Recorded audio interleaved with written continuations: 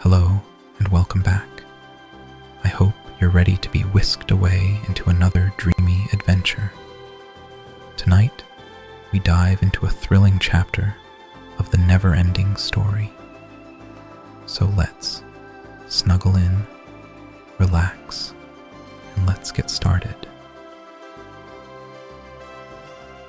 Just as Atreyu passed through the somber gateway of Spook City and started on the exploration that was to end so dismally in a squalid backyard, Falkor, the luckdragon, was making an astonishing discovery. While searching tirelessly for his little friend and master, he had flown high into the clouds. On every side lay the sea, which was gradually growing calmer after the great storm that had churned it from top to bottom. Suddenly, far in the distance, Falkor caught sight of something that puzzled and intrigued him. It was as though a beam of golden light were going on and off at regular intervals. And that beam of light seemed to point directly at him, Falkor. He flew toward it as fast as he could, and when he was directly over it, he saw that the light signal came from deep down in the water, perhaps from the bottom of the sea. Luckdragons, as we know, are creatures of air and fire. Not only is the liquid element alien to them, it is also their enemy. Water can extinguish them like a flame, or it can asphyxiate them, for they never stop breathing in air through their thousands of pearly scales. They feed on air and heat and require no other nourishment, but without air and heat, they can only live a short time. Falkor didn't know what to do. He didn't even know what the strange blinking under the sea was, or whether it had anything to do with Atreyu. But he didn't hesitate for long. He flew high into the sky, turned around, and head down, pressing his legs close to his body, which he held stiff and straight as a telegraph pole. He plummeted. The water spouted like a fountain as he hit the sea at top speed. The shock was so great that he almost lost consciousness, but he forced himself to open his ruby-red eyes. By then, the blinking beam was close, only a few body lengths ahead of him. Air bubbles were forming around his body, as in a saucepan full of water just before it boils. He felt that he was cooling and weakening. With his last strength, he dived still deeper, and then the source of light was within reach. It was Auron, the gem. Luckily, the chain of the amulet had got caught on a coral branch growing out of the wall of an undersea chasm. Otherwise, the gem would have fallen into the bottomless depths.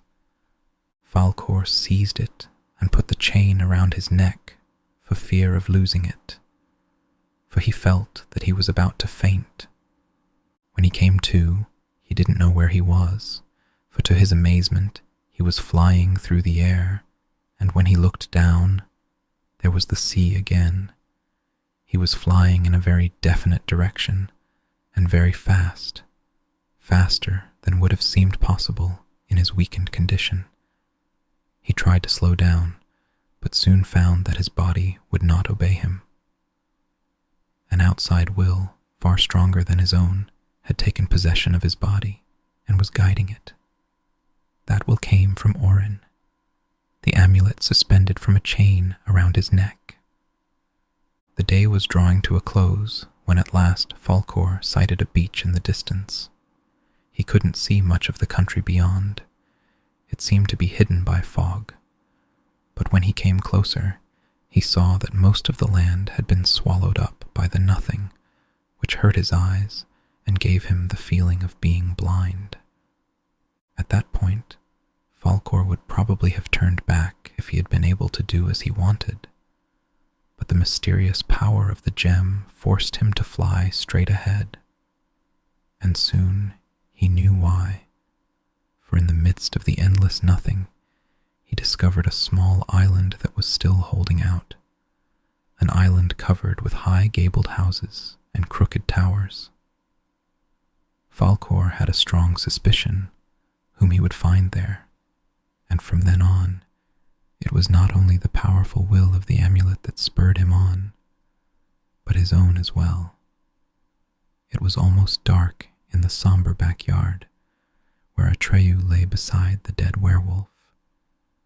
The luckdragon was barely able to distinguish the boy's light-colored body from the monster's black coat, and the darker it grew, the more they looked like one body. Atreyu had long given up trying to break loose from the steel vice of the werewolf's jaws. Dazed with fear and weakness, he was back in the grass ocean. Before him stood the purple buffalo he had not killed. He called to the other children, his companions of the hunt, who by then had no doubt become real hunters. But no one answered. Only the giant buffalo stood there motionless, looking at him.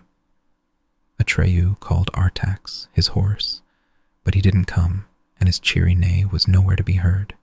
He called the childlike empress, but in vain. He wouldn't be able to tell her anything. He hadn't become a hunter, and he was no longer a messenger. He was nobody. Atreyu had given up. But then he felt something else, the nothing. It must be very near, he thought. Again, he felt its terrible force of attraction. It made him dizzy.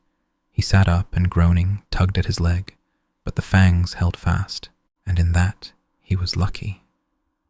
For if Gimork's jaws had not held him, Falkor would have come too late. As it was, Atreyu suddenly heard the luckdragon's bronze voice in the sky above him. Atreyu, are you there, Atreyu? Falkor, Atreyu shouted, and then he cupped his hands around his mouth and shouted, Falkor, Falkor, I'm here. Help me, I'm here. And then he saw Falkor's white body darting like a living streak of lightning through the square of darkening sky, far away at first, then closer. Atreyu kept shouting, and Falkor answered in his bell-like voice. Then, at last, the dragon in the sky caught sight of the boy down below, no bigger than a bright speck in a dark hole. Falkor prepared for a landing, but the backyard was small. There was hardly any light left, and the dragon brushed against one of the high gabled houses. The roof collapsed with a roar. Falkor felt an agonizing pain. The sharp edge of the roof had cut deep into his body. This wasn't one of his usual graceful landings. He came tumbling down on the grimy, wet pavement next to Atreyu and the dead Gimork. He shook himself, sneezed like a dog coming out of the water, and said, At last, so this is where you are. Oh well, I seem to have got here on time. Atreyu said nothing. He threw his arms around Falkor's neck and buried his face in the dragon's silvery white mane. Come, said Falkor. Climb on my back. We have no time to lose. Atreyu only shook his head, and then Falkor saw that Atreyu's leg was imprisoned in the werewolf's jaws.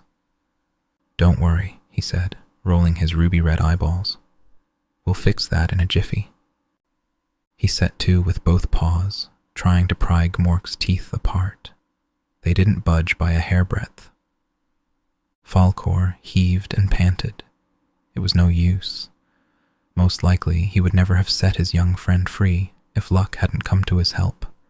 But luck dragons, as we know, are lucky, and so are those they are fond of. When Falkor stopped to rest, he bent over Gmork's head to get a better look at it in the dark, and it so happened that the childlike empress's amulet, which was hanging from the chain on the dragon's neck, touched the werewolf's forehead. Instantly the jaws opened, releasing Atreyu's leg. Hey, cried Falkor, what do you think of that? There was no answer from Atreyu. What's wrong? Cried Falkor. Atreyu, where are you? He groped in the darkness for his friend, but Atreyu wasn't there. And while the dragon was trying to pierce the darkness with his glowing red eyes, he himself felt the pull that had snatched Atreyu away from him.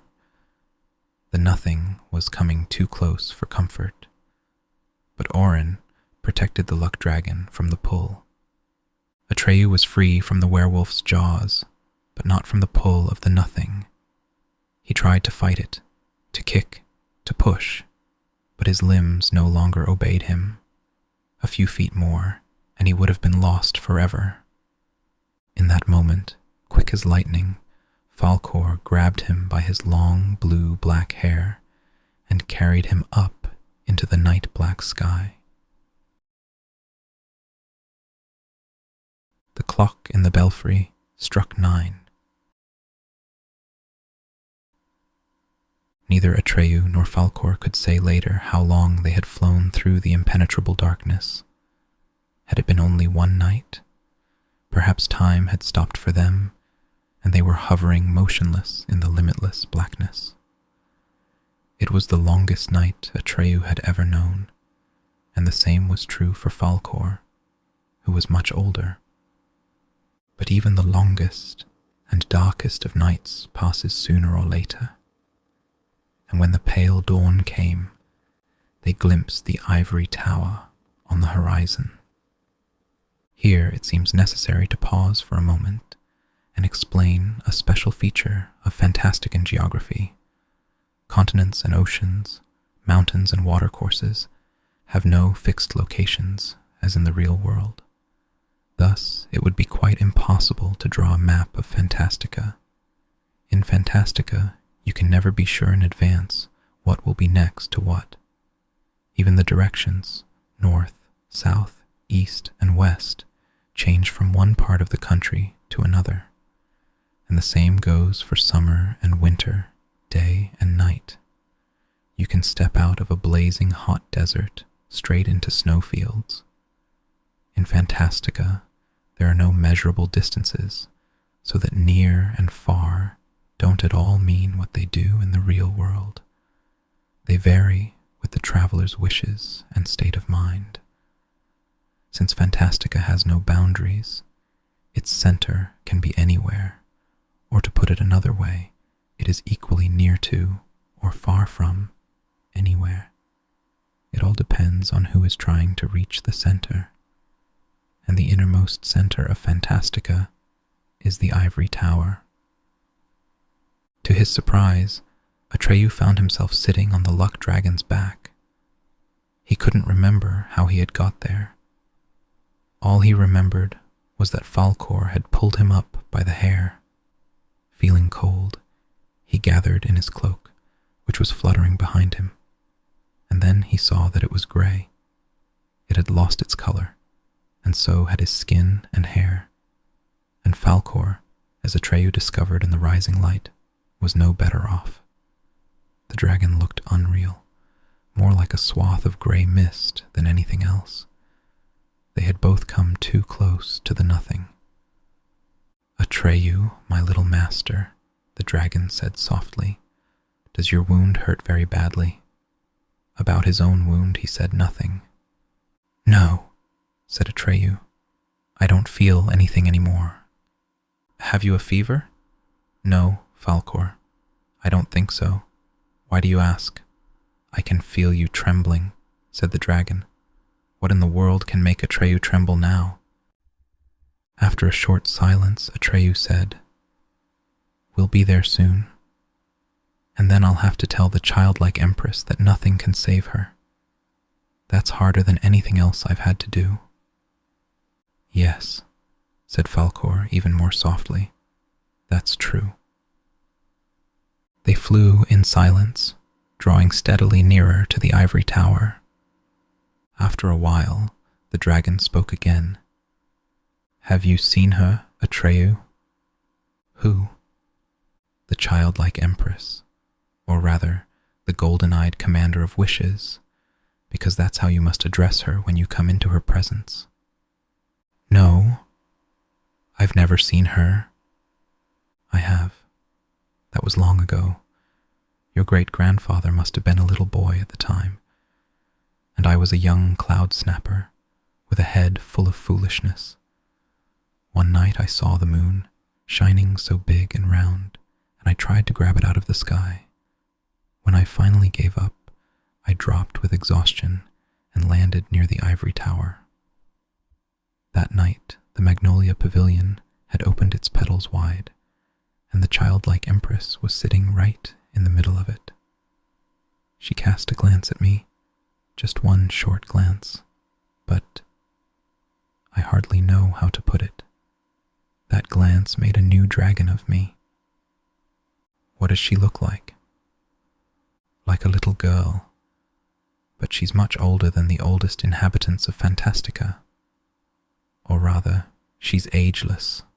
Yes, said Atreyu, but now she's deathly sick. How can I tell her that there's no hope? Don't try to mislead her. She can't be fooled. Tell her the truth. But suppose it kills her? I don't think it will work out that way, said Falkor. You wouldn't, said Atreyu, because you're a luckdragon. For a long while nothing was said. When at last they spoke together for the third time, it was Atreyu who broke the silence. Falkor, he said, I'd like to ask you one more thing. Fire away. Who is she? What do you mean? Orin has power over all the inhabitants of Fantastica, the creatures of both light and darkness. It also has power over you and me, and yet the childlike empress never exerts power. It's as if she weren't there, and yet she is in everything. Is she like us? No, said Falkor. She's not like us. She's not a creature of Fantastica. We all exist because she exists, but she's of a different kind. Then is she... Atreyu hesitated. Is she human? No, said Falkor. She's not human. Well then. And Atreyu repeated his question. Who is she? After a long silence, Falkor answered. No one in Fantastica knows. No one can know. That's the deepest secret of our world. I once heard a wise man say that if anyone were to know the whole answer, he would cease to exist. I don't know what he meant. That's all I can tell you. And now, said Atreyu, she'll die and we'll die with her, and we'll never know her secret. This time Falkor made no answer, but a smile played around the corners of his leonine mouth, as though to say, nothing of the kind will happen.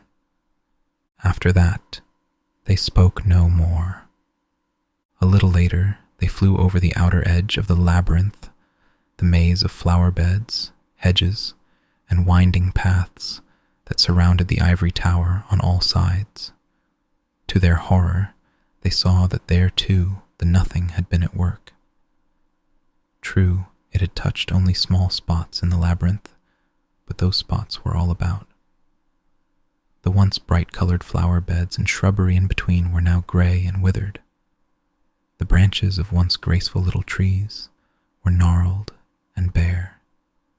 The green had gone out of the meadows, and a faint smell of rot and mold rose up to the newcomers. The only colors left were those of swollen giant mushrooms and of garish, poisonous-looking blooms that suggested nothing so much as the figments of a maddened brain. Enfeebled and trembling, the innermost heart of Fantastica was still resisting the inexorable encroachment of the nothing. But the ivory tower at the center still shimmered pure, immaculately white. Ordinarily, flying messengers landed on one of the lower terraces, but Falkor reasoned that since neither he nor Atreyu had the strength to climb the long, spiraling street leading to the top of the tower, and since time was of the essence, the regulations and rules of etiquette could reasonably be ignored. He therefore decided on an emergency landing, swooping down over the ivory buttresses, bridges, and balustrades. He located, just in time, the uppermost end of the spiraling high street, which lay just outside the palace grounds. Plummeting to the roadway, he went into a skid, made several complete turns, and finally came to a stop, tail first. Atreyu, who had been clinging with both arms to Falkor's neck, sat up and looked around. He had expected some sort of reception, or at least a detachment of palace guards to challenge them, but far and wide there was no one to be seen.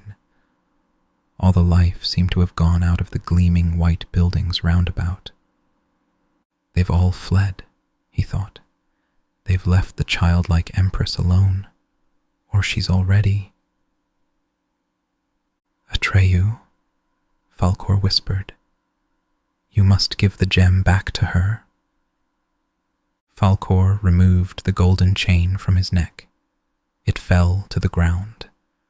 Atreyu jumped down off Falkor's back and fell. He had forgotten his wound. He reached for the glory and put the chain around his neck. Then, leaning on the dragon, he rose painfully to his feet. Falkor, he said, where must I go? But the luckdragon made no answer. He lay as though dead. The street ended in front of an enormous, intricately carved gate, which led through a high white wall. The gate was open.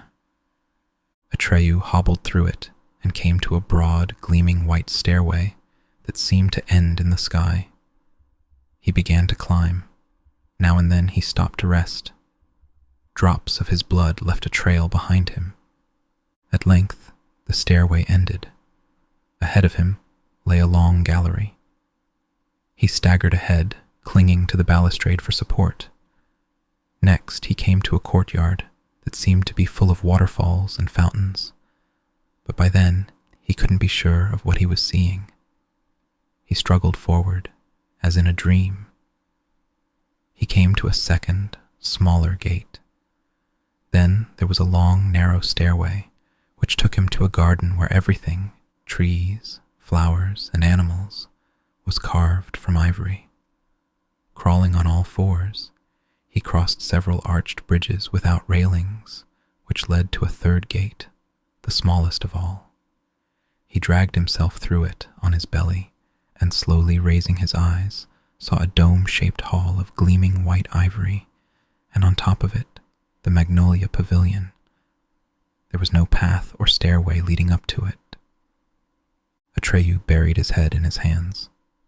No one who reaches or has reached that pavilion can say how he got there. The last stretch of the way must come to him as a gift. Suddenly Atreyu was in the doorway. He went in and found himself face to face with the golden-eyed commander of wishes.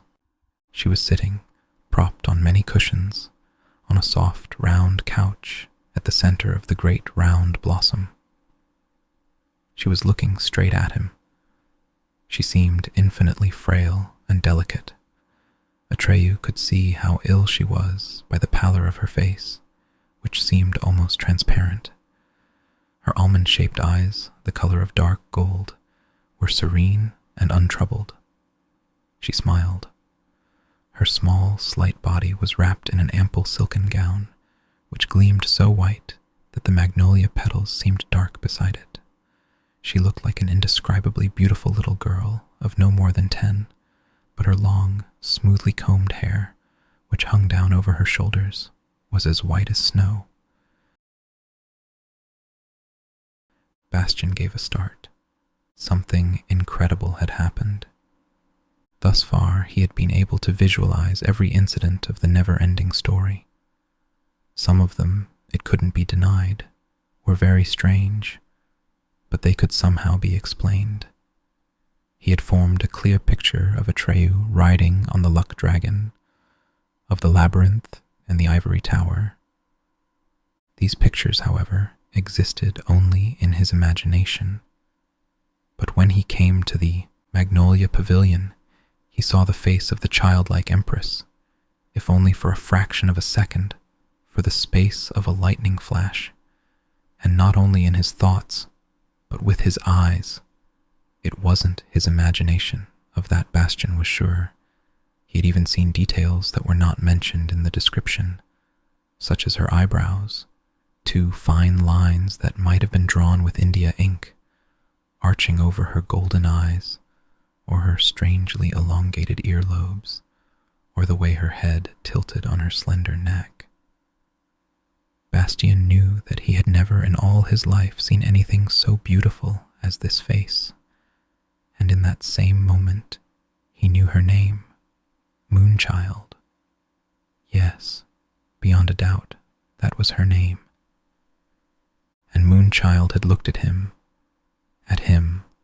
Bastian Balthazar Bucks. She had looked at him with an expression that he could not interpret. Had she too been taken by surprise? Had there been a plea in that look, or longing, or what could it be? He tried to remember Moonchild's eyes, but was no longer able to. He was sure of only one thing, that her glance had passed through his eyes and down into his heart. He could still feel the burning trail it had left behind. That glance, he felt, was embedded in his heart, and there it glittered like a mysterious jewel, and in a strange and wonderful way it hurt. Even if Bastian had wanted to, he couldn't have defended himself against this thing that had happened to him. However, he didn't want to. Oh no, not for anything in the world would he have parted with that jewel. All he wanted was to go on reading, to see Moonchild again, to be with her. It never occurred to him that he was getting into the most unusual and perhaps the most dangerous of adventures. But even if he had known this, he wouldn't have dreamed of shutting the book. With a trembling forefinger, he found his place and went on reading. The clock in the belfry struck 10.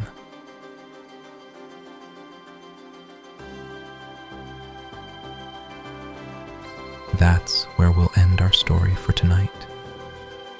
Thank you for letting me join you on your way to sleep. If you liked our time together, there are many more stories in previous episodes to help you drift off. As we finish tonight's tale, I wish you a peaceful night and restful sleep. Good night. Until next time, rest well.